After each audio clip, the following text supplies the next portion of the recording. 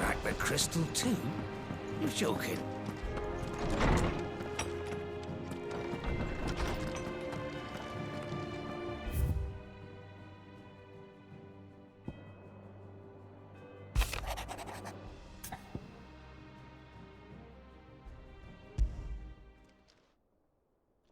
Hopefully it's nothing. But I should speak to Blackthorn just in case.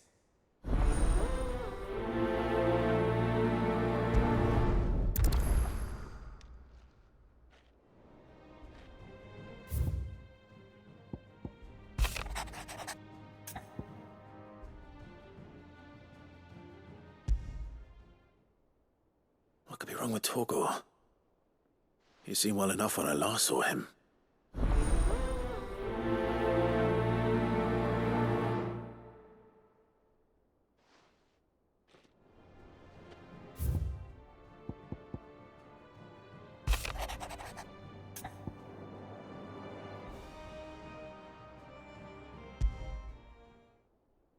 Trouble with the ledgers. Shouldn't he be asking Otto for help?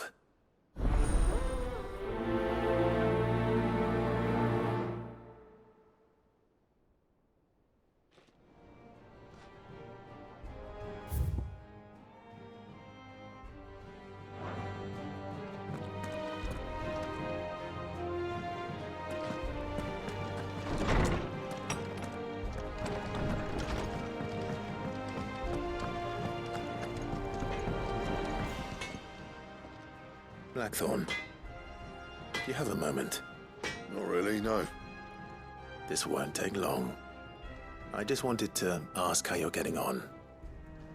August was worried about you, that you might still be doubting your craft, even after learning the trick of that cuirass. Is there something else weighing on your mind? Perhaps sharing your thoughts might help. That bastard's like a dog with a bone. Still, he's got a keen eye, I'll give him that. He's just, well, Karen showed me something. Something I've never seen before. And that was? A sword. An odd-looking thing with a single-edged blade. The metal itself wasn't anything to write home about, but fuck me, the edge on it. You could slice a man clean in two with a weapon like that, and he'd be halfway home before he even realized he'd been cut. So that's what's troubling you? No. Not troubling me exactly. More distracting. Can't stop thinking, how do you get an edge that sharp? It's driving me mad. And if you knew how to do it, we could arm the curse breakers with even better blades. That's about the size of it, yeah. I'll see what I can find out. Sharper swords are always welcome. And we can't have our master blacksmith being distracted. You're a soft touch, you know that. But I can't say I'm not grateful for it. Good luck, eh? Thank you. Let's see what Karen knows about this sword.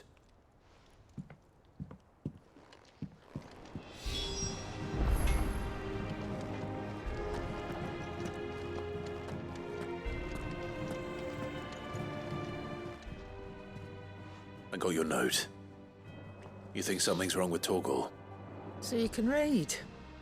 Congratulations. But I didn't say how we're wrong with him. I said something weren't right. He's not been eating me treats. He used to love cracking the bones from Molly's boiled brown, but now he won't so much as look at them. Didn't like him. Which is why I'm of a mind that his mind's on something else. You've not been working him too hard, have you? No harder than usual. Is that it, boy? Do you need a rest? What was it you said he was? A frost wolf? That's what the lawsman seems to think. Then maybe this all has something to do with whatever it is that's woken inside him. I suppose things have been different since Rosalith. Perhaps Hippocrates knows something. Instead of everything, you mean? Perhaps.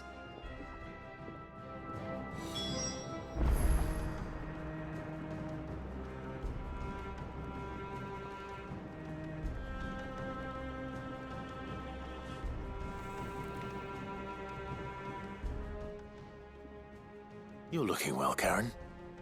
What do you want? Out with it. I want to know about the sword you showed Blackthorn. Single-edged and extremely sharp. Running around after him again, are you? I suppose I am, yes. But I need to help him find out how to work an edge like that. It's driving him to distraction. Little wonder, I suppose. There's not many like that make it as far as the twins, and those that do go straight into private collections. Which made it nice and easy finding a buyer. Can you tell me who bought it? Where is it now? You think I tell people who my clients are? Suppose you're not likely to go nicking him off me, are you now? Fine. If you stop mooning at me like that. Lord Ignac's the man you want. Dalmekian bloke. Collects weapons and the like. And he's got more money than sense, which is why he's one of my favourite clients. Reckon he'll still be at the inn in Dalamil, where I left him. Thank you, Karen. Oh, and he's a touch eccentric, if you take my meaning. I appreciate the warning.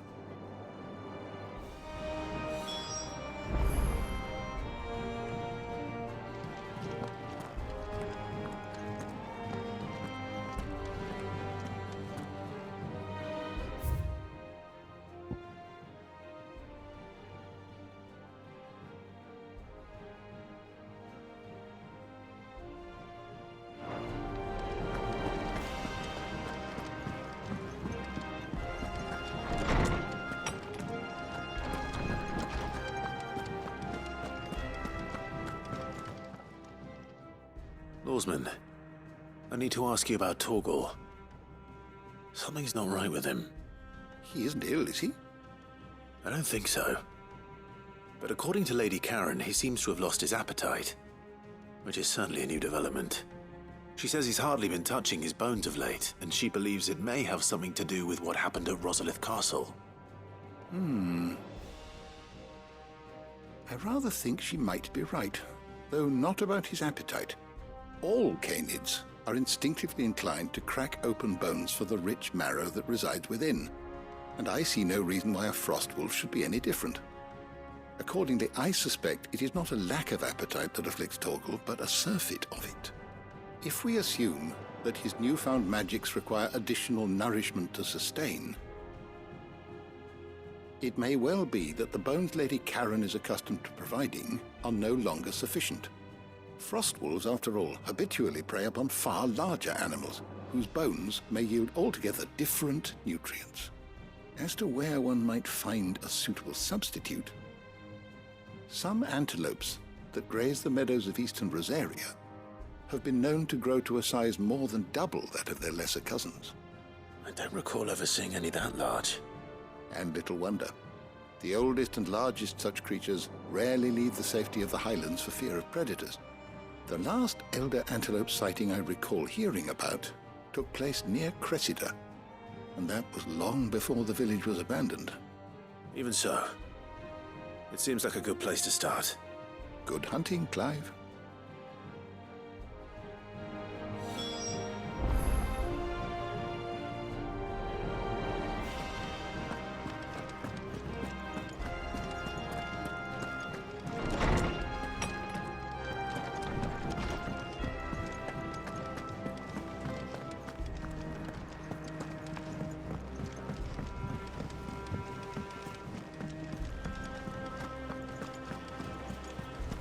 Is that the thing Tomes helped to build? Mid told me she was building a ship.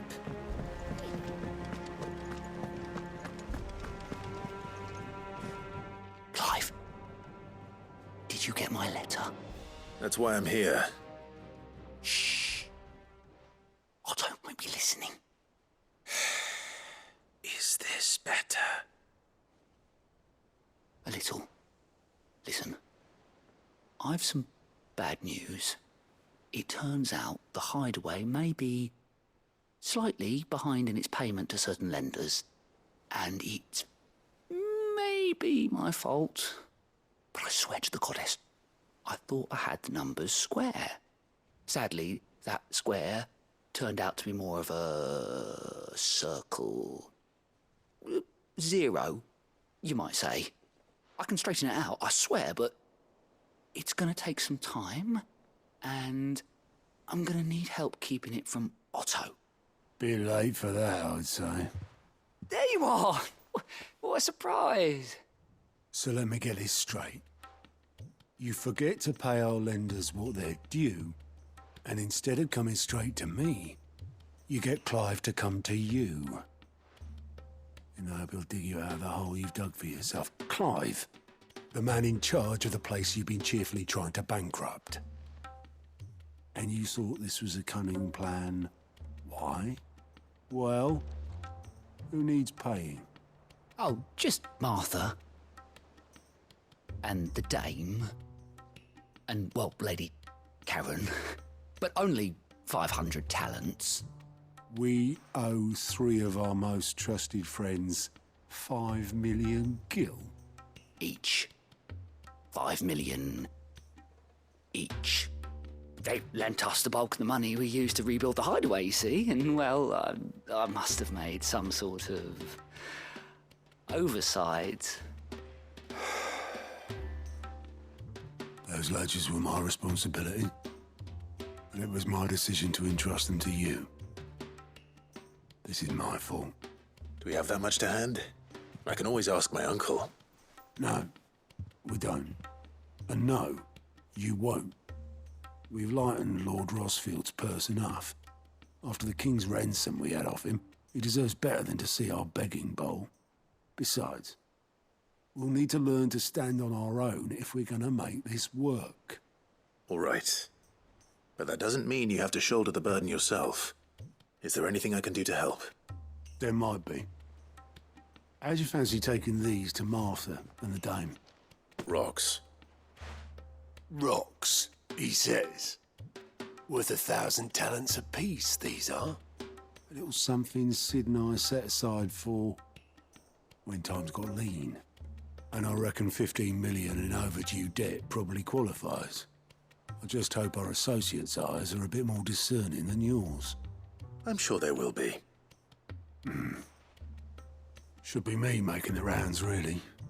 But you know how it is with this place. Orders to bark, arses to wipe, and all that. I know. Which is why I don't mind going in your place. Go. Do you know why I only gave Master Clive here 2 star rubies? Because you'd rather Lady Karen killed me. Because I'd rather Lady Karen killed you. Yes. Well, I suppose this is goodbye then. Don't worry. I'm sure Karen will understand. Really? Do you think so? No, I don't.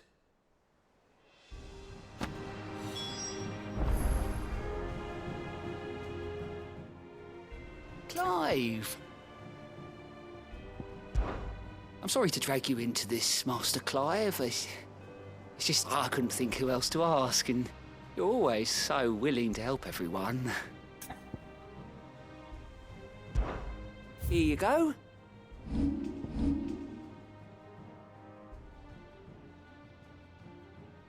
Seen enough?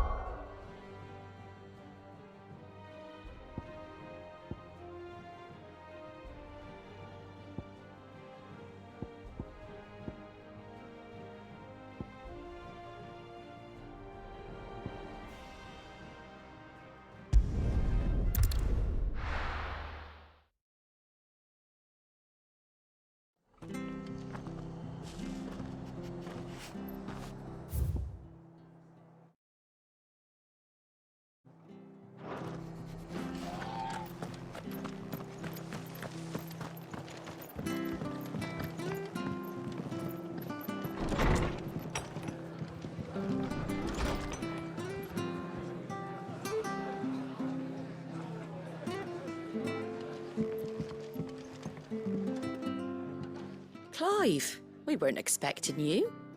I wasn't expecting to be here. But it seems we still owe you a considerable amount of coin for your help with our rebuilding efforts. And though I doubt it's what you were expecting, we were hoping you'd take this as payment.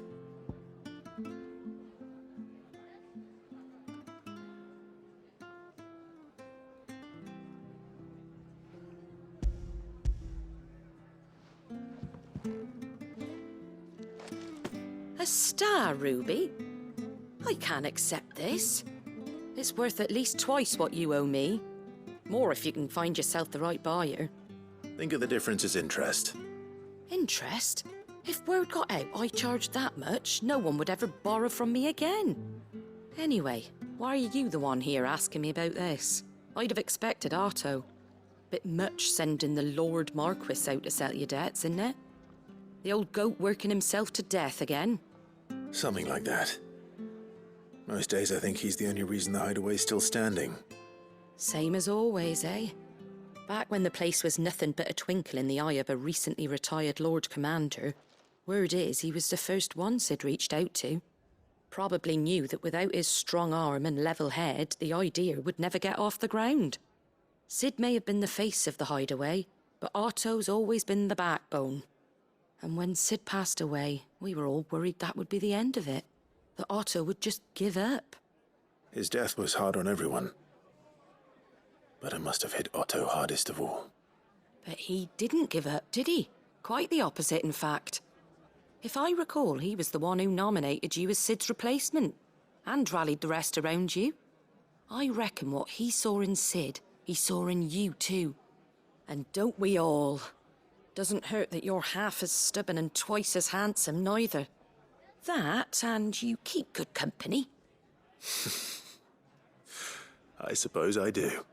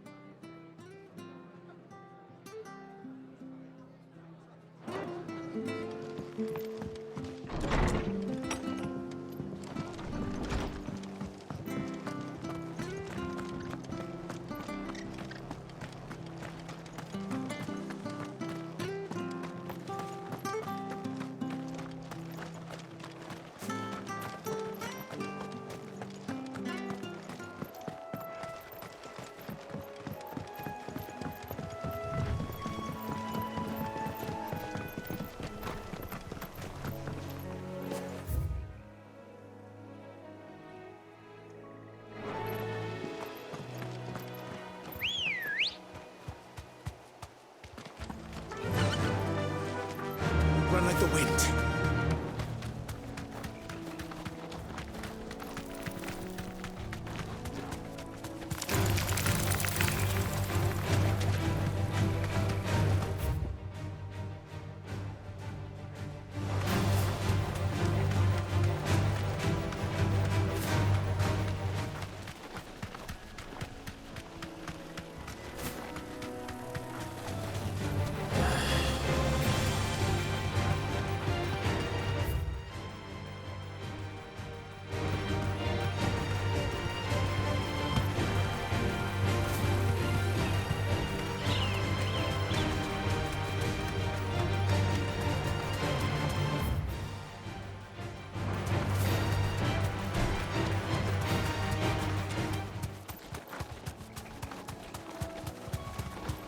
Well, it's certainly quiet. If I were a giant antelope, it would seem like just the place.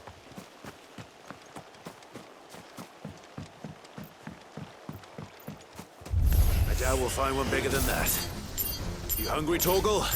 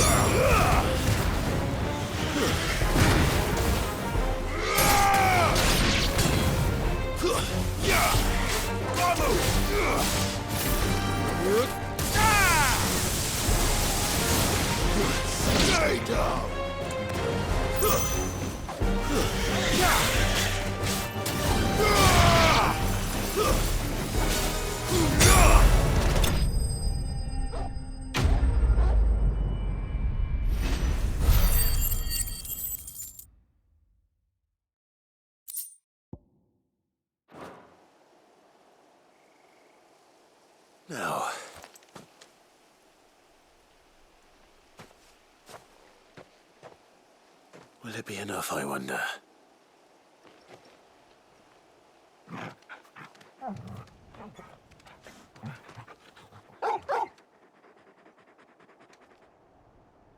I say that answers my question.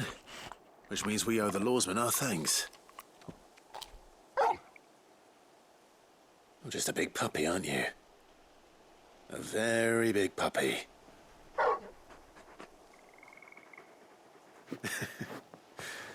You do know you can take that with you, Torgal. Lady Karen will be relieved to hear you've got your appetite back. Come on, boy.